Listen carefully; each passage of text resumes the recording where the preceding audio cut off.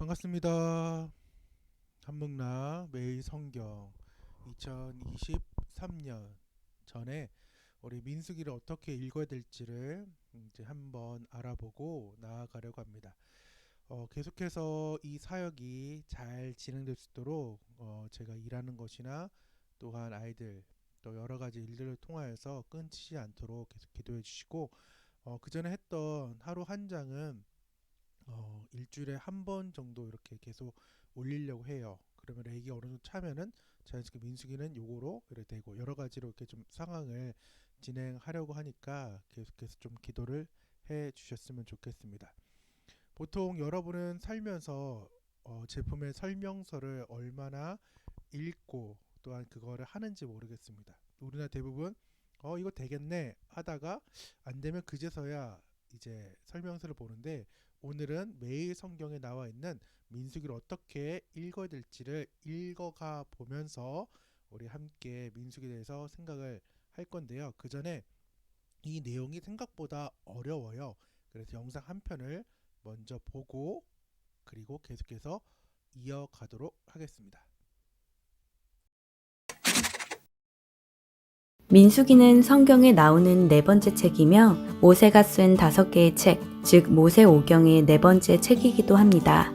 출애굽한 이스라엘 백성들이 가나안 입성 전까지 40년의 광야 생활을 그린 책으로 히브리 제목은 광야에서이지만 우리말 성경은 백성들의 수를 센다는 뜻인 민수기라는 제목을 붙였습니다. 이는 두 차례의 인구조사와 그 외의 많은 통계 수치들이 기록되었기 때문이지요. 민수기를 읽을 때 기억해두면 좋은 두 가지 팁이 있는데, 첫 번째, 모세오경 중 출애굽기 후반부와 레위기 그리고 민수기 초반부까지는 동일한 시간대라는 점. 두 번째는 이동 장소에 따라 사건을 분류해보면 더 수월하게 읽어나갈 수 있다는 점입니다. 그럼 이스라엘 백성들의 이동 경로에 따라 내용을 살펴볼까요? 첫 번째 장소는 시내 광야입니다. 이집트를 탈출한 후 도착한 이곳에서는 첫 인구조사를 하고 제도를 정비하는 과정이 기록되어 있습니다. 두 번째 장소는 바란 광야입니다.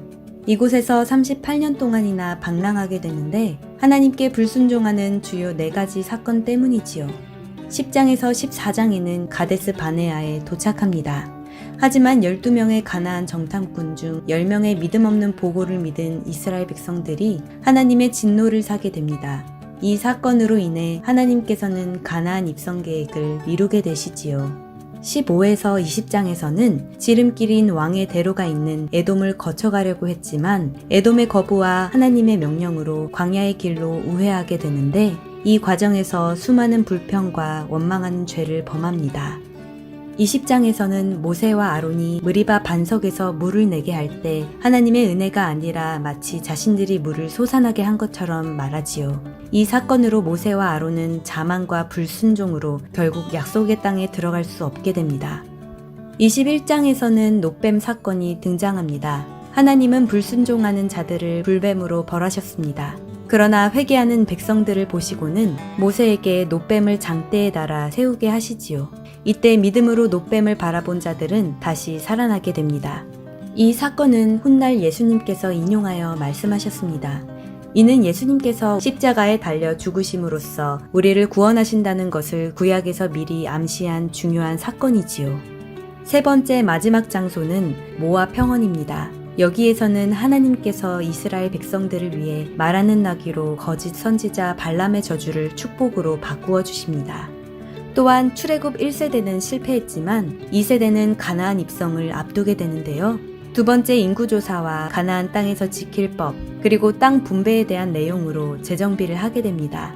이것은 하나님께서 오래전 아브라함과 맺은 땅에 대한 언약을 지키신 것이지요. 또한 새 세대를 거느릴 새 지도자가 모세에서 여호수아로 교체되는 내용이 기록되어 있습니다. 자, 이렇게 이스라엘을 따라가며 민수기를 살펴보았습니다. 민수기에서 하나님은 우리가 불순종하는 모습을 굉장히 싫어하신다는 것을 알 수 있지요. 따라서 우리의 믿음의 여정 또한 우리의 지식과 판단을 버리고 주님 향한 신뢰와 순종으로 걸어가야 한다는 사실을 발견할 수 있습니다. 영상 잘 보셨나요? 조금 어렵지만은 그래도 글로 읽는 것보다는 이 3분 안에 잘 요약되어 있는 것을 기억하시고 함께 보도록 하겠습니다. 잘 알다시피 정말 읽는 거에 은사가 없어요. 그래도 100일 동안 한목나 들어주셔서 감사드리고, 오늘도 지금 버벅될 수 있지만은 그래도 은혜로 같이 알아가 보도록 하겠습니다. 민숙이 어떻게 묵상할 것인가? 그래서 광야 진군에서의 실패와 소망이라는 거죠. 우리의 삶 속에서 실패할 수 있지만은 그 가운데에 소망이 있다는 것을 이 민수기에서 알 수 있는 거예요. 그래서 많은 목사님들이 민수기를 잘 안 하는 이유는 많은 부분이 실패가 있기 때문에 잘 안 다루지만은 거기에 대한 소망을 우리가 알고 이 민수기를 접했으면 좋겠습니다. 첫 번째 들어가는 말입니다. 민수기라는 책명은 히브리어 본문에 언급되어 있는 많은 숫자를 참고해 70인 역자들이 헬라어로 아르트모이, 즉 숫자의 책이라고 부른 것에서 유래한다. 히브리어 마소라 성경은 본문의 첫 절 첫 단어인 베예 다베르 그리고 그가 말씀하셨다를 책명으로 쓰고 있다. 이는 민수기에 선행하는 출애굽기의 시내산 언약, 즉 하나님께서 모세에게 말씀하신 규례들의 연장선에서 본문이 전개되고 있음을 의미한다. 랍비들은 통속적으로 민수기를 베미드 바르, 즉 광야에서라고 부른다. 본문 사건의 주요 배경이 광야이기 때문이다. 민수기는 광야 진군에서의 시내산 언약 갱신, 시내산을 떠나 가나안 진입에 앞선 40년간의 주요 사건들과 그의 의의를 기술한다. 오경의 총체적인 문맥 안에서 출애굽기, 민수기, 신명기는 이스라엘의 애굽에서 시내산까지의 여정, 시내산에서 여리고 맞은편 요단가 모압 평지까지의 여정, 그리고 모압 평지에서 모세가 설교한 담론을 중심으로 구성된다. 출애굽기에서 이스라엘은 바로의 억압에서 야훼 하나님의 구속함을 입어 광야로 나가 시내산에서 머물렀다. 신명기에서는 모세가 요단강 동편 모압 평지에서 가나안 진입을 눈앞에 두고 과거 출애굽 사건을 경험하지 못한 신세대를 대상으로 지난 40년간의 광야 생활을 회고하며 미래 가나안 정착을 고려한 새로운 지침들을 제시했다. 그렇다면 출애굽한 구세대는 광야에서 어떻게 된 것일까? 하나님은 그들을 왜 광야로 내보내셨는가? 시내산과 모압 평지 사이에는 어떠한 일들이 일어난 것일까? 이에 관한 답을 민수기에서 찾아볼 수 있다. 민수기는 바로 그 광야에서 일어난 일들을 하나님의 구속사적인 관점에서 기록하고 출애굽기와 신명기의 가교, 구세대와 신세대의 교차, 광야 진군의 의미와 의의를 역동적으로 진술한다. 광야에서 이스라엘은 하나님의 임재와 인도에 불구하고 하나님을 진정으로 예배하지 않으면 반복적인 불평과 원망으로 인해 끝내는 진군에 실패한다. 그러나 하나님은 신에서 언약을 갱신하시고 신세대와 새 지도자를 세워 거룩한 백성과 제사장 나라의 소망을 끊지 않으신다. 이를 광야 진군에서의 실패와 소망 이렇게 이야기할 수 있다. 이 문맥에서 우리는 광야 같은 인생 가운데 천성을 향해 가는 우리의 예배와 영적인 진군을 묵상해 볼 수 있다. 아주 중요한 말이죠. 우리의 광야 같은 인생 가운데 천국, 즉 천성을 향해 가는 우리의 예배와 영적인 진군을 묵상해 볼 수 있는 거죠. 여기까지가 들어가는 말이었고, 두 번째는 구조입니다.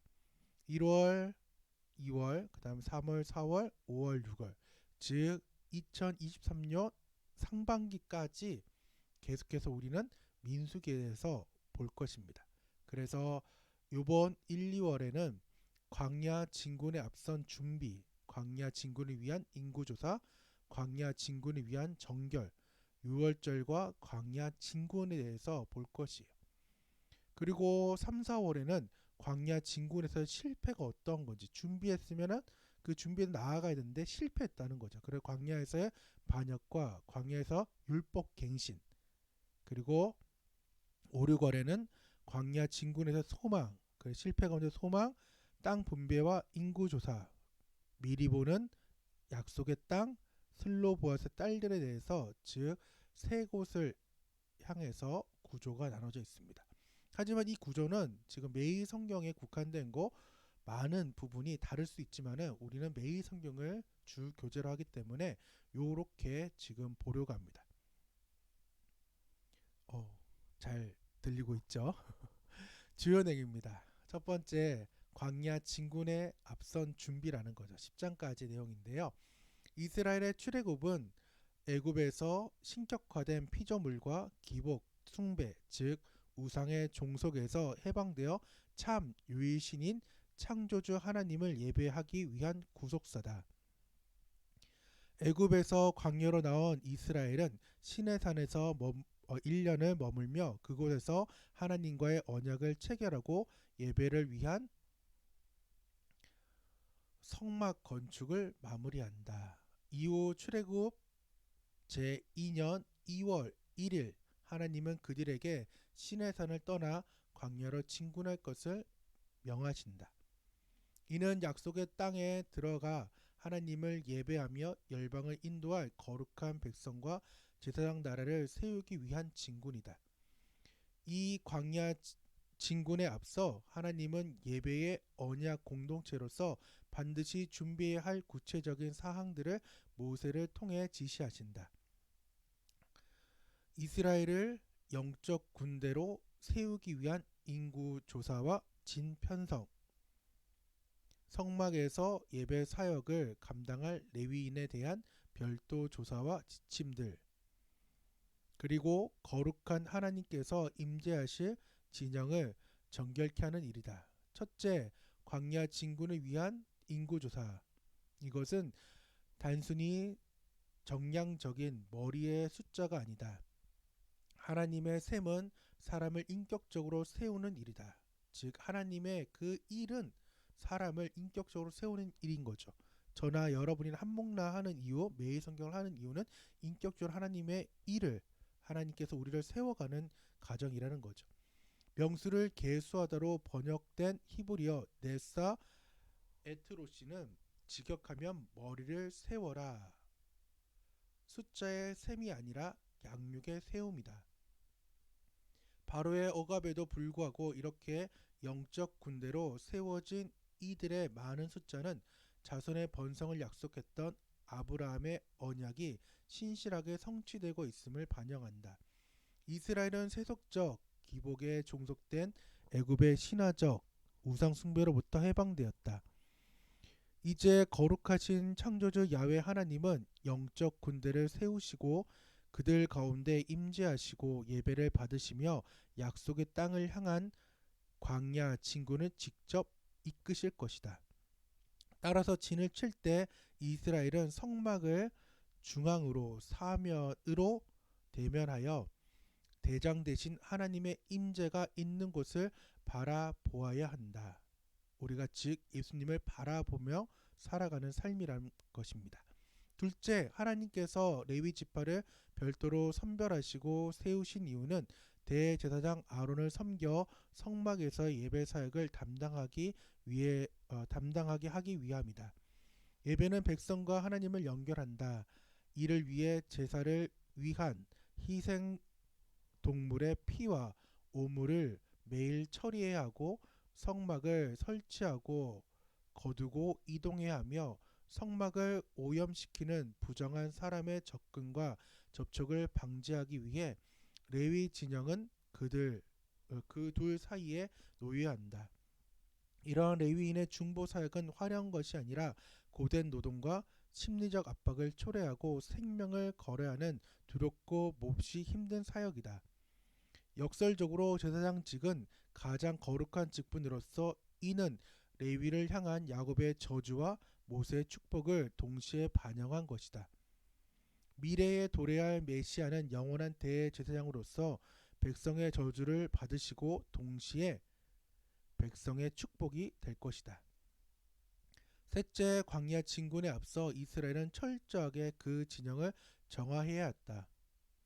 예배를 받으실 거룩한 하나님이 그곳에 임재하시고 광야 진군에 동행하셔야 하기 때문이다. 그 정결은 제의적이고 윤리적이어야 하며 온전해야 한다. 따라서 광야 진군에서 앞서 이스라엘의 준비는 단 한 가지로 기속된다. 그것은 진영의 정결이다. 이스라엘은 광야 진군에 앞서 그 어떠한 군사 훈련이나 무기 체계를 준비한 적이 없다. 음식이나 의복을 준비하지도 않았다. 거룩하신 하나님께서 그들 가운데 거하시도록 오직 진영을 정결케 하는 일에만 전념했다.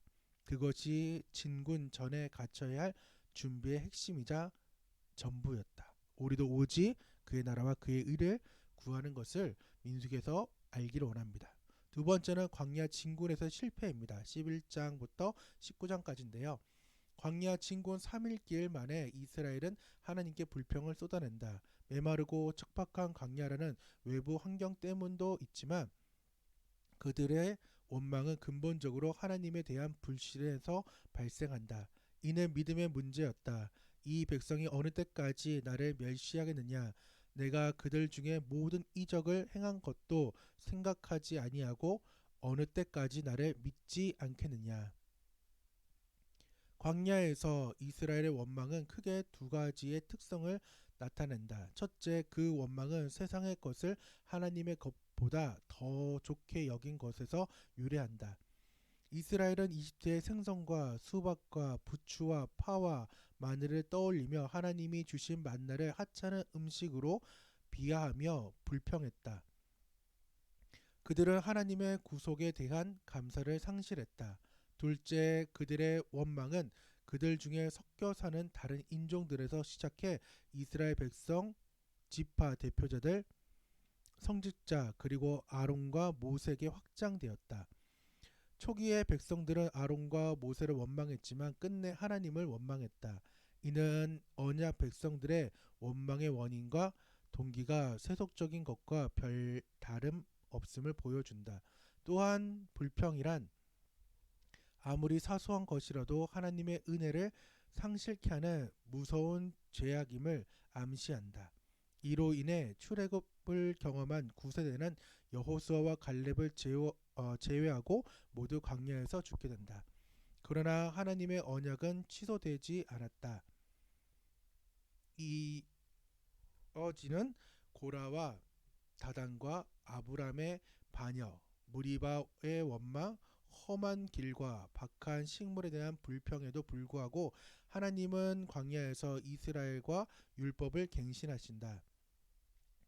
광야 공동체로서의 실패는 하나님의 실패가 아니다. 그들의 실패는 하나님의 계획하신 거룩한 백성과 제사장 나라에 대한 소망을 끊지 못한다. 그들이 속한 므낫세 지파의 가족에게만 시집을 가려는 하나님의 명령에 순종한다. 이는 곧 모든 이스라엘의 딸들에게로 공식화된다. 결과적으로 희년 신학이 의도한 지파의 기업 보전이 보장된다. 희년이라는 그동안에 매매되었던 모든 땅을 원래 소유했던 지파에 다시 돌려주어 땅과 백성의 궁극적인 주권자는 야훼 하나님이심을 명시해야 한다. 이스라엘의 소망은 땅에 있지 않다. 땅을 예배하는 자들은 실패한다. 그들은 땅 위에 거룩한 백성 제사장 나라를 세워 하나님을 예배하며 열방의 빛 되도록 위에 부름받은 자들이다. 핵심 메시지는 하나님을 예배하는 공동체라는 거죠. 인간은 본능적으로 늘 무엇인가를 예배하며 살아간다. 무신론을 주창했던 데이비 퍼스터는 한 대학교 졸업식 축사에서 우리는 모두 예배하는 자다라고 외쳤다. 하나님을 예배하지 않을 때 우리는 세상의 무엇에 대한 그 무엇을 대신 숭배할 수밖에 없다는 것이다. 그래서 인간의 타락한 욕망을 따라 돈, 권력, 쾌락을 예배하다 끝내는 혼돈과 공허함과 어둠으로 파멸한다. 하나님이 이스라엘을 애굽에서 부르신 고대 근동의 상황도 별다름 없었다.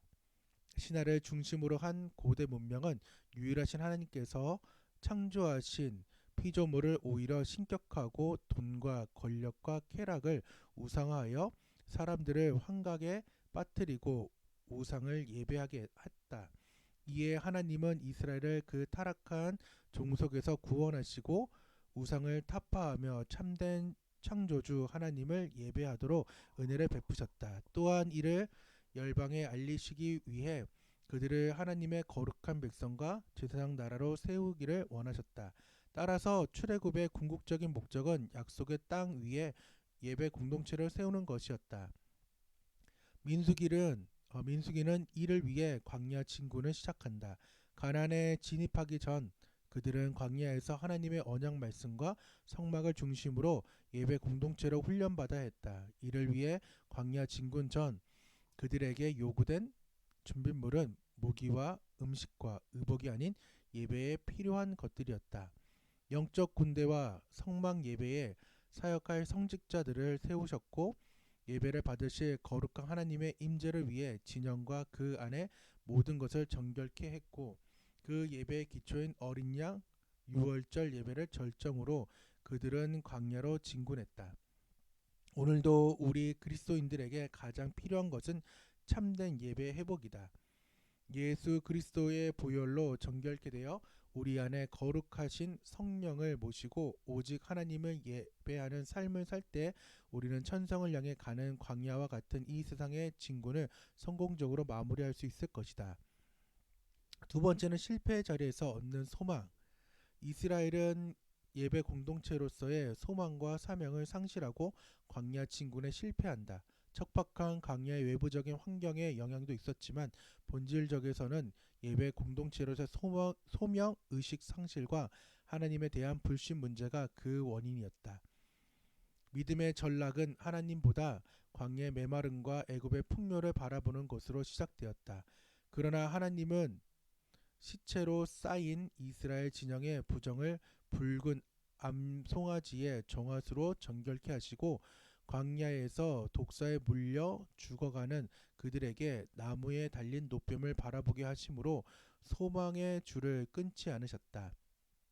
만약 우리에게도 이 광야 같은 세상에서 실패의 자리에 쓰러져 있다면 이 세상의 허무한 부귀영화를 바라볼 것이 아니라 보혈의 능력으로 다시 한번 일어나 눈을 들어 우리에게 소망을 주시는 믿음의 주요 또 온전케 하시는 이인 예수를 바라보아야 할 것이다.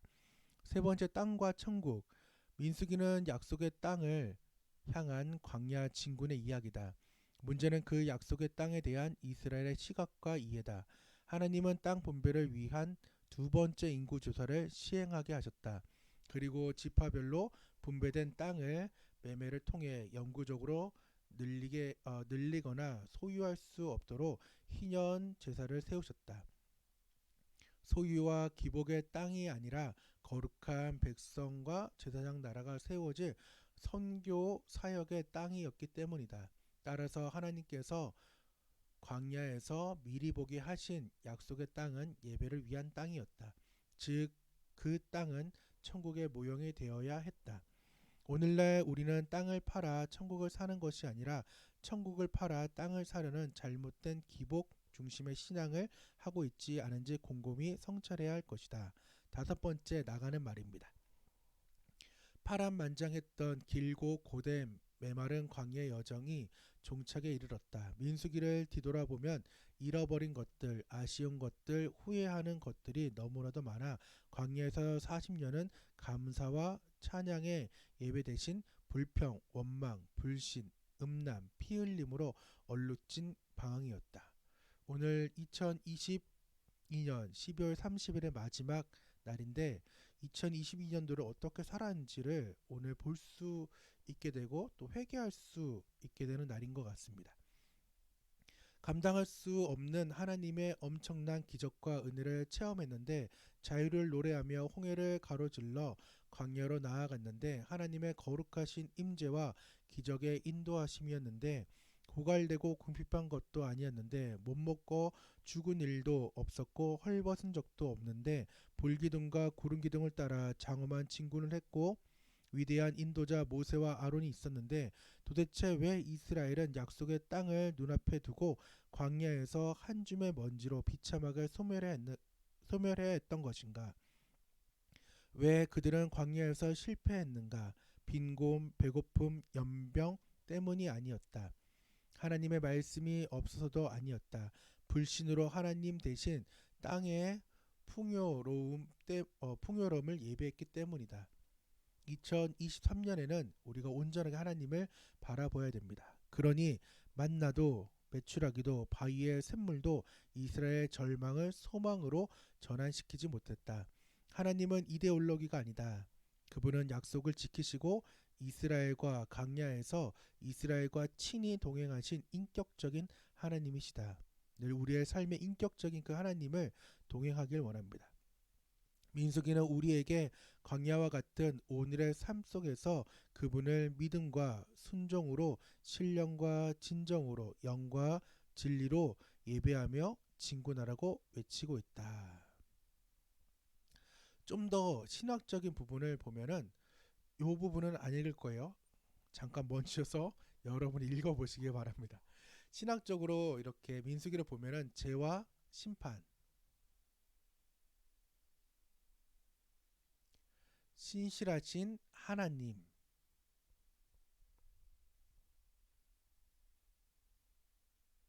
하나님의 임재, 마지막 새로운 세대의 도래를 좀 볼 수 있게 됩니다. 그래서 이 네 가지를 또 이렇게 말씀 가운데 볼 수 있으면 또 보고 우리가 방금 읽었던 이 개요적인 부분들을 좀 보면서 나아가길 원합니다.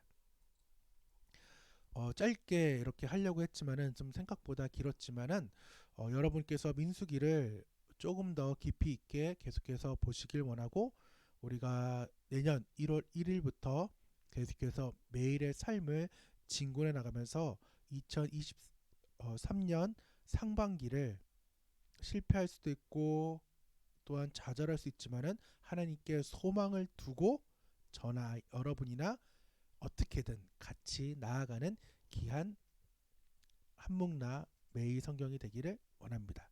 다 같이 오늘 하루 주팅하시고 안녕.